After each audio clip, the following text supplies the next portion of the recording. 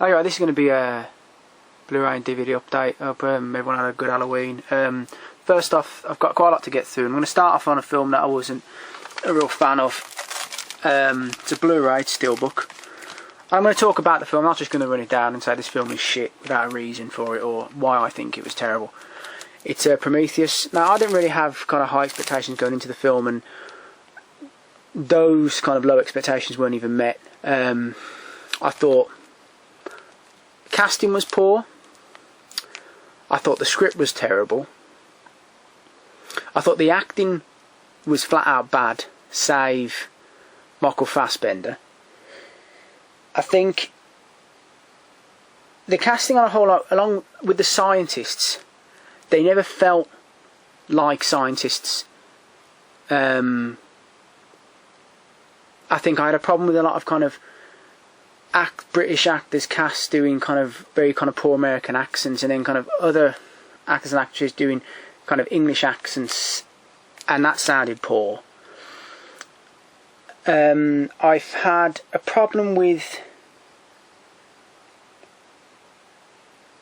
certain characters, and I found like the boyfriend of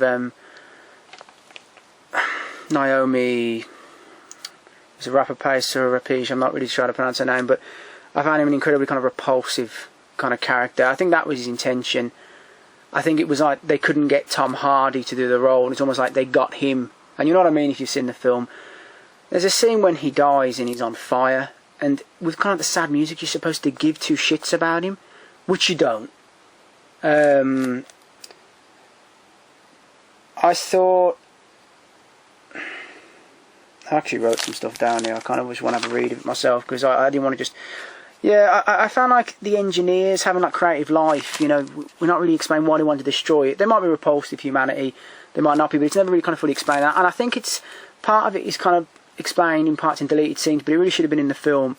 And I think if Ridley Scott hadn't directed it, this film wouldn't be given the time of day. I found it very, very poor. Poor throughout, I have to say, and it wasn't the best experience. So I'm going to get through some other stuff now. I'm going to really try to run through this as quick as I can. Right, this is the French edition of The Lift. It's a Dutch film by Dick Maas.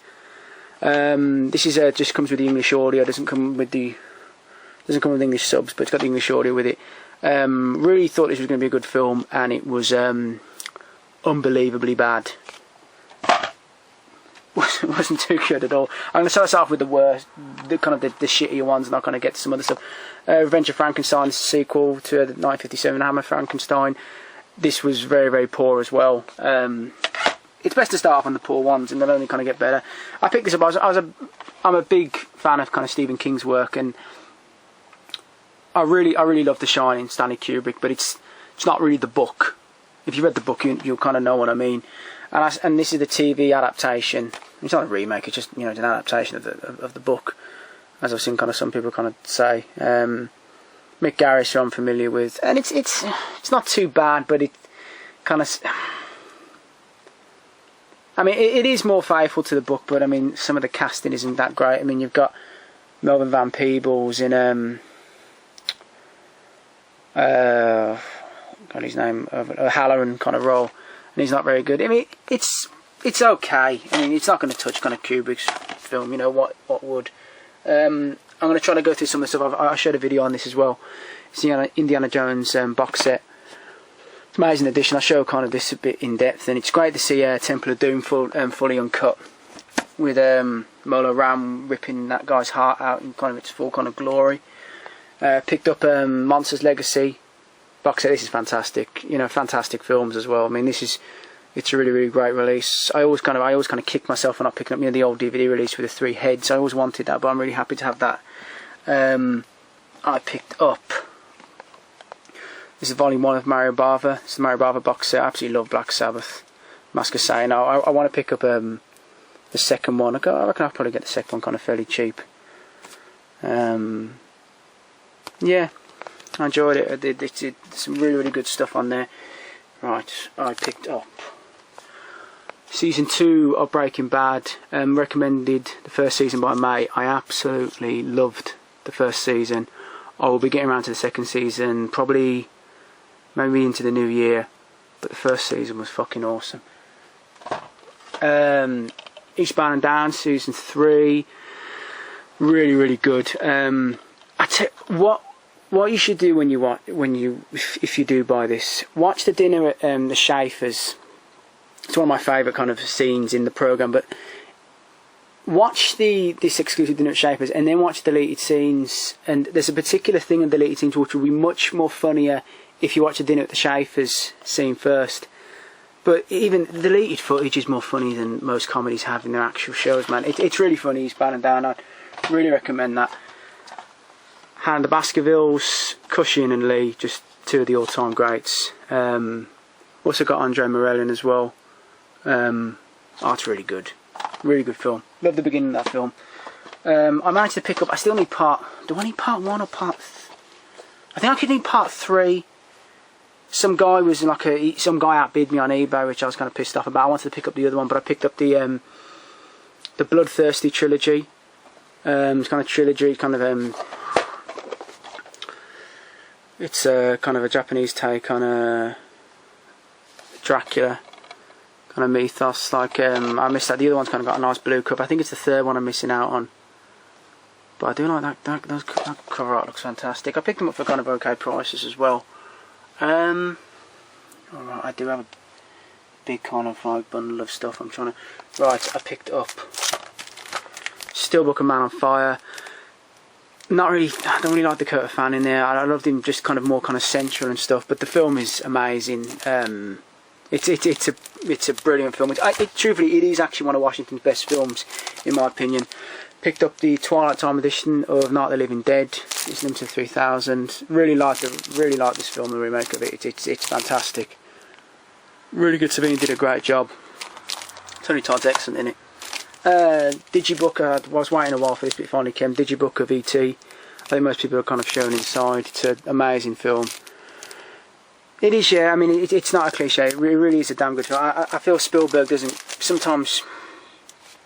You know, he really is the master at certain things. You know, you've got to give him credit for emotion stuff. He really is great at it.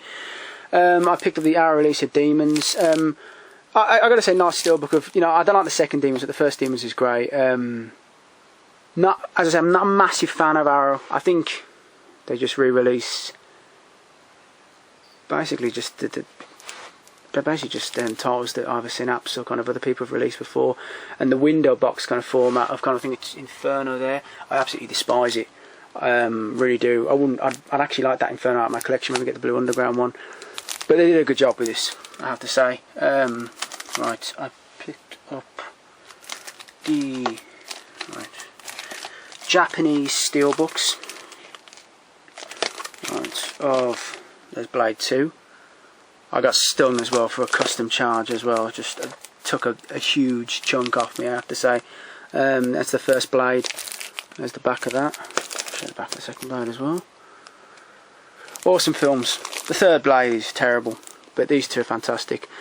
First Blade is truthfully, it's one of my favourite beginnings of a film from the 90s. It's absolutely fucking awesome. I love the beginning of that film. What do I want to... Right, yes. No, I won't look at that now. I'll pick up some DVDs. I picked this up from Warner Archives. Again, extortionate kind of price. Sitting Target. Oliver Reed goes on the warpath with Ian McShane. His wife's got him put in prison. He's carrying another man's child, and he's on the warpath. We like Oliver Reed. Oliver Reed is... well, I like Oliver Reed. Some people don't, but I like him. Right, this was... I got this for a really good price. Really happy to have this because this is really rare. This is a Chow Yun-fat and the Seventh Curse. Really quite hard to find for a decent price. Really happy to have this. I'm a big Chow Yun-fat fan. It's another one off the Anchor Bay list. I've only probably got 2 or 3 more. But in the Norlist tapes, the Vineyard, and maybe one more. There's one more that I can't really think of. But Baby Blood. This sounds a lot like that Grace film. I mean, I haven't seen this yet. But it really does sound like Grace kind of ripped this off a fair bit. Well, I'm looking forward to watching that. I like some of the old Anchor Bay kind of titles. Picked up, I'm trying to see which. Midnight Movies all feature For the House of Usher and The Pit and the Pendulum. Massive Vincent Price fans. Vincent Price really is, you know, he's one of the best. And I'm trying to pick up a lot of these. And I picked up, this is, I think Vincent Price only one of these. Panic in Year Zero and The Last Man on Earth. Yeah, I can't say it's The Last Man on Earth. Another, I can't. Was the original book called The Omega Man, or was it called The Last Man on Earth? I can't think. But I think this could be one of the first. This is the first adaptation of it. I'm not too sure. But yeah, that looks great. I'm just trying to remember what other stuff. Right, I think I got this on Blu-ray as well, and I'm a massive fan of the book. By Seth Grahame-Smith, and it's Abraham Lincoln Vampire Hunter.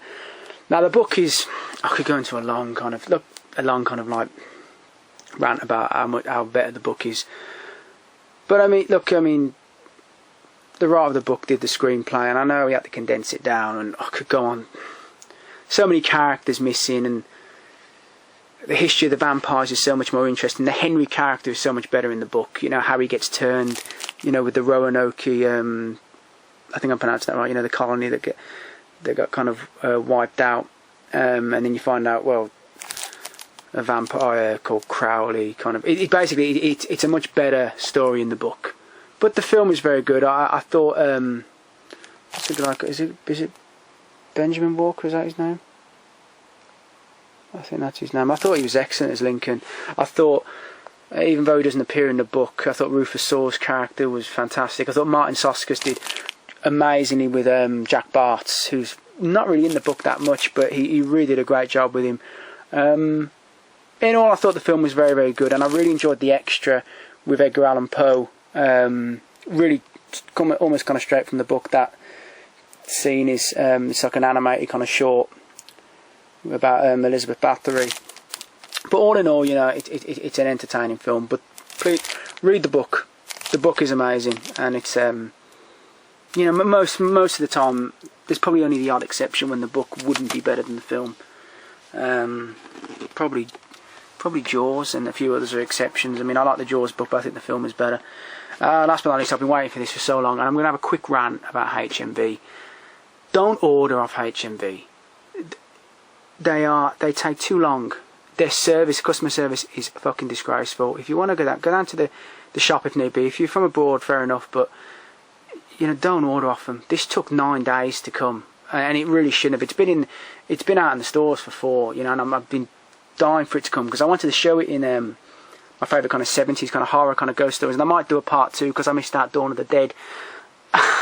When people kind of reminded me of it, I think Matt reminded me, and so it's Stephen Nicola, he reminded me as well that I missed out Dawn of the Dead. It wasn't my intention, lads, it was just a mistake. But this is Ghost Stories for Christmas. It's a fantastic release by BFI. I remember when I bought the Australian box set for about 60 quid, and almost immediately I found out this was going to be released, so I sold that for a decent price.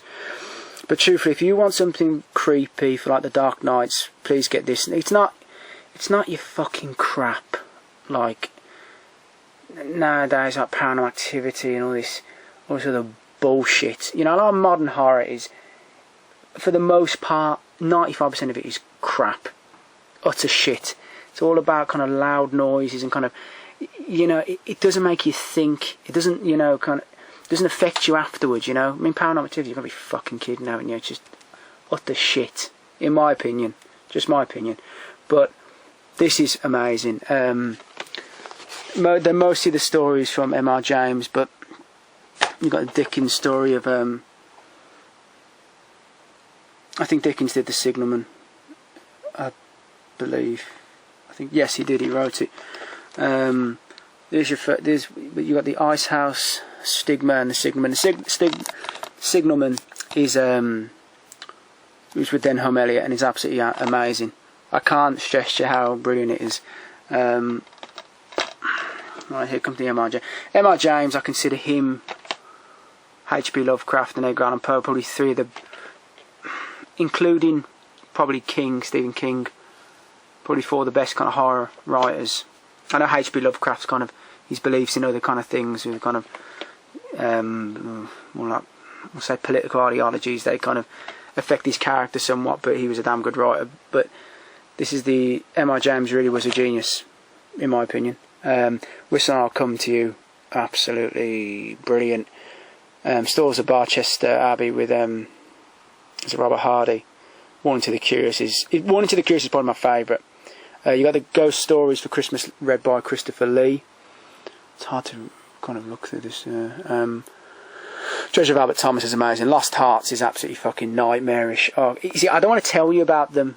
Just buy this box set because it's thoroughly worth it. Ash Tree, which I haven't seen in a while, but I did enjoy it. View from the Hill, I really enjoyed that. Number 13, not so good. I believe, has this got the remake? Is this not the remake? Has this got the Whistle I'll Come to You? Yeah, from 2010 with John Hurt. Amazing until the ending when it had a absolutely repugnant sort of pro-feminist kind of stance for no reason at all. I have no reason why they did it, and it absolutely ruined it. Anyone who's seen it will know exactly what I'm talking about. There's no need for it at all. If you've read the book, read the story Whistle I'll Come to You, my lad, then the ending of it is so much worse than they could ever. It's absolutely a thing. From if you had a nightmare like that, you'd wake up in like a cold sweat. You'd have to just leave the room immediately if anything like that happens to you. You should please read the M.I. James stories, man. They're fantastic, and that is an amazing box. I'm so excited to have it. I've been waiting so fucking long for it, and I'm really happy. But yeah, that is quite a big update, and I'm sorry about the length of it. But yeah, thanks for watching, and thanks for subscribing. It's appreciated. Thanks for all your comments. You know, I always try to answer them. Sometimes I'm a bit busy, but I always try to get around to them eventually. So yeah, thanks for watching, and I'll be back with another update, or probably video, maybe just before Christmas or after. So yeah, thanks for watching.